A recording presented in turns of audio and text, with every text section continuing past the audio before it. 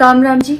मुझे आप लोगों से बहुत जरूरी बात करनी है क्योंकि मैं 2 दिन से बहुत ज्यादा परेशान हूँ क्योंकि कंटिन्यू मेरे पास डीएम आ रहे हैं कि ये जो लखनऊ वाला इंसिडेंट हुआ इसमें मैंने कुछ बोला क्यों नहीं, एक्शन क्यों नहीं लिया, थप्पड़ क्यों नहीं मारा। और कुछ लोग मुझे ही गलत समझ रहे हैं, कुछ मीम्स पे लिख रहे हैं कि ये तो हंस रही थी, मजे ले रही थी। कि पब्लिक में कोई मुझे ऐसे टच करके जाएगा उसमें मुझे खुशी होगी, मुझे मजे आएंगे। सारी बात ये थी कि जब इनका सॉन्ग के लिए मेरे पास कॉल आया तो मैंने सारी चीजें क्लियर कर ली थी कि इसमें ऐसा वैसा कॉस्ट्यूम तो नहीं है, कोई डबल मीनिंग लाइन तो नहीं है और इसमें ऐसा वैसा सीन तो नहीं है। और मैं शूट पर गई, शूट पे सब कुछ नॉर्मल था, मुझे कोई प्रॉब्लम नहीं हुई। जब इन्होंने मुझे लखनऊ के इवेंट के लिए बोला तो मैंने हाँ बोल दिया क्योंकि मुझे शूट पर भी कोई प्रॉब्लम नहीं हुई थी। और जब मैं लखनऊ में गई, मैं स्टेज पर थी, मैं पब्लिक से बात कर रही थी, पवन सिंह जी ने मुझे बोला कि इधर कुछ लगा हुआ है।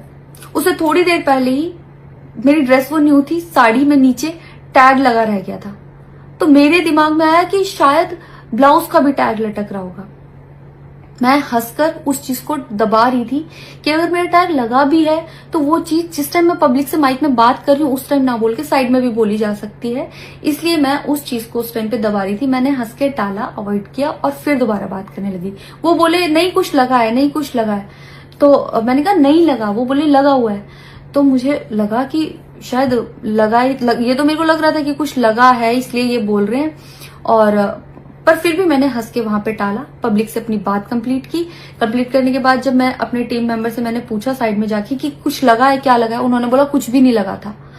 जब मैंने देखा मेरे सच में कुछ नहीं लगा था, तब मुझे बहुत ज्यादा बुरा लगा, गुस्सा आया और रोना भी आया। लेकिन मुझे ये नहीं समझ आया कि मैं अब क्या करूं यहाँ पर, क्योंकि जहां मैं गई थी लखनऊ में, पवन सिंह जी खुद भी वहीं के रहने वाले हैं, उसी जगह पर इवेंट था। जितना वो क्राउड था वो सारा उनका फैन बेस था। उनको भगवान बोल रहे थे और भक्त बोल बोल के उनके पैरों में गिर रहे थे। वो उनका फैन बेस था, क्राउड था। तो मुझे समझ नहीं आया कि मैं क्या करूं। अगर मैं कुछ भी बोलती तो क्या वो लोग मुझे सपोर्ट करते।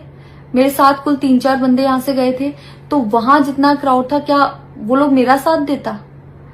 मैंने सोचा मैं बैक स्टेज जाके बात करूंगी।